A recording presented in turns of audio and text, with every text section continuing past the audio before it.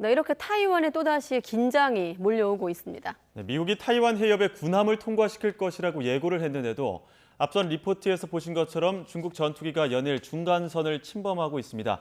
타이완 문제를 포함해 국제 문제, 국제부 강성훈 기자와 좀 더 자세히 알아보겠습니다. 어서 오십시오. 네. 자, 타이완 문제가 좀 잦아드는가 싶었는데 다시 또 긴장감이 고조되고 있나 봐요. 네, 좀 전에 리포트 보신 것처럼 그대로인데요.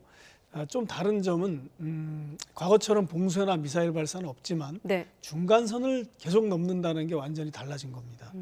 질적으로 좀 훨씬 달라진 중국의 대응이다 이렇게 볼 수가 있을 것 같습니다. 예, 봉쇄랑 미사일 발사 대신 중간선을 침범한다. 이게 달라진 점에 의미가 있습니까? 그렇죠. 봉쇄 미사일 발사 이것은 군사 훈련 구역을 설정해서 예. 다른 선박들이 못 들어오게 하고 이제 거기다가 맞춰서 하는 거고요. 굉장히 강도 높은 어떤 대응이라고 볼 수 있는데 예. 중간선을 넘는다는 건 또 다른 질적으로 다른 대응입니다. 그것은 네. 그 전까지는 중국이 중간선을 넘지 않았기 때문입니다. 예. 그러니까 지도를 보면은 지금 타이완 해협이 있고 중간선이 있지 않습니까? 예. 저렇게 수시로 넘은 적이 과거에는 없었다는 겁니다. 예. 저것을 무력화시킨다는 게 완전히 다른 거고요. 네. 아까 이제 펑후 제도가 저쪽에 있는데 저거는 타이완에서 보면 최전방입니다. 저기 예. 이제 군사 기지가 있고요. 그런데 저기를 중국 전투기가 영공을 통과한 겁니다. 타이완 입장에서는 영공이고 중국 입장에서는 자기 땅입니다. 예. 그걸 통과한 것도 전례가 잘 없는, 자주 없는 그런 상황이기 때문에 이것이 바로 미국에서 말하는 현상 변경입니다. 기존에 없던 일을 새로 만드는 거죠. 이것이 질적으로 달라졌다 이렇게 볼 수 있습니다. 네. 미국이 타이완 해협에 다시 군함을 통과시킨다고 한 상태거든요. 그렇죠. 이렇게 되면 어떻게 되는 겁니까? 그러니까 그렇게 말한 게 지난 12일입니다. 예. 12일 날 중국이 이렇게 무력 시위를 하는 건 좀 과도하다. 네. 중국의 어떤 그 자기네 입장 때문에 이렇게 하는 거지 이렇게 과도할 이유가 없다라고 하면서 타이완 해협에 다시 군함을 통과시키겠다 이렇게 분명히 말을 했습니다. 그것은 수주일 안에 혹은 몇 달 안에 될 수 있다.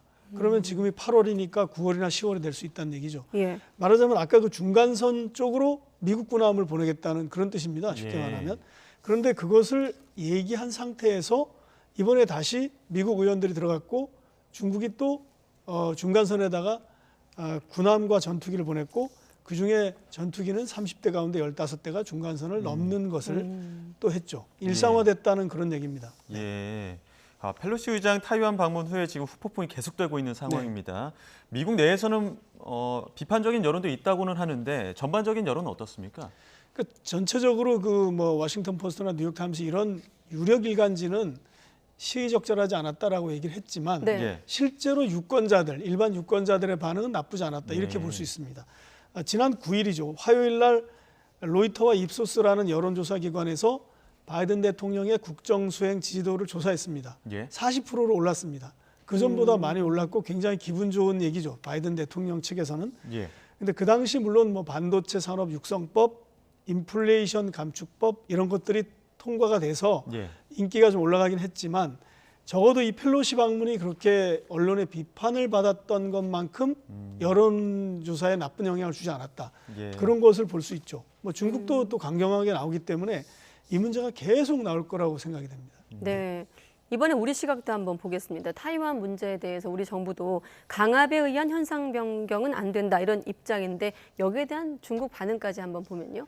네, 아까도 말씀드렸지 현상 변경이라는 말을 주목할 필요가 있습니다. 예. 현상은 타이완은 타이완대로 있고 대만 관계법, 타이완 관계법을 가지고 미국이 방위를 지켜주는 이걸 미국은 현상이라고 보는 겁니다. 네. 중국은 그것은 현상이 아니라고 보는 거고 중국의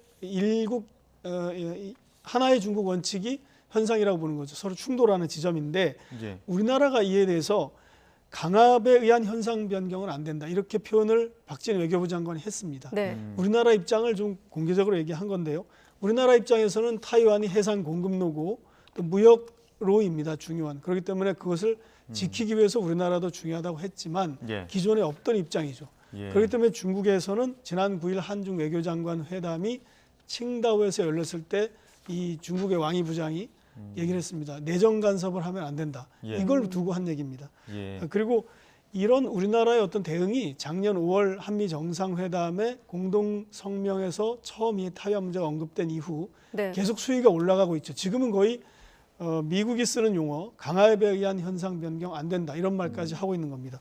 예. 그러잖아도 사실 뭐 사드 문제, 그 다음에 한한령 문제 이런 걸로 양국의 갈등 요인이 많은데 중요한 갈등이 하나 더 추가된 셈입니다. 예, 다른 외교 이슈도 짚어보겠습니다. 어제 윤석열 대통령 경축사 보게 되면 일본과의 관계에서 좀 유화적인 메시지가 나왔단 말이죠. 이 부분 어떻게 평가해 볼 수 있을까요?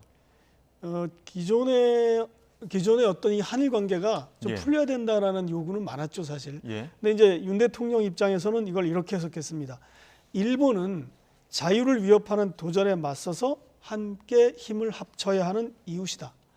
이 뜻은 자유와 민주주의라는 가치로 전 세계가 양분되는데 우리는 미국과 동맹을 강조하고 또 일본도 미국과 동맹을 강조하니까 우리는 힘을 합쳐야 되겠다 이런 얘기겠죠.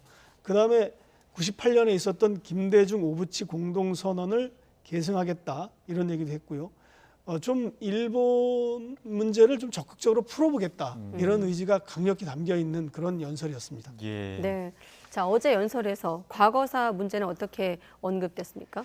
과거사 문제가 사실 지금 딱 첨예하게 걸려 있는데 이 예. 문제를 어떻게 풀지는 자세히 언급되지는 않았습니다. 그만큼 이 문제가 풀기 어렵다는 얘기도 됩니다. 일제 강점기 강제징용 피해자 이 배상 문제가 중요하고요. 일본군 위안부 문제 이런 것들에 대해서 좀 얘기를 했을 수 있다고 봤는데 어제 네. 광복절이니까 그런 얘기가 없었고요. 이것을 이제 대통령실 측에서는 과거에 잘못한 걸 먼저 따져서 해결하고 그다음에 미래로 나가자 이런 접근이 아니라 미래 협력을 하기로 우리가 먼저 마음을 먹고 과거에 있었던 일도 전향적으로 조금 더 다른 각도에서 바라보면서 협의하고 해결해야 마음도 열린다 이런 표현입니다. 어쨌든 과거사 문제도 중요하지만 미래 협력에 더 방점이 찍힌 그런 어떤 입장이라고 볼 수 있고요. 특히 또 하나 더 주목할 부분은 네. 과거에 우리가 일본과 지소미아 문제, 그 연장 문제로 논란이 있었고 뭐 연장을 하느냐 마느냐라는 논란까지 있었는데요. 네. 이번에는 이제 경제와 안보, 사회, 문화 이 모든 분야에 걸친 폭넓은 협력을 강조함으로써 안보 문제도 좀 긍정적으로 적극적으로 일본과 협력할 수 있다 이런 어떤 입장을 밝힌 겁니다. 예. 윤 대통령 경축사 관련해서 혹시 일본 쪽 반응 나온 거 있습니까? 일본 쪽은 지금 그 언론 반응을 보면요, 뭐 여기서 걱정하는 거랑 비슷합니다.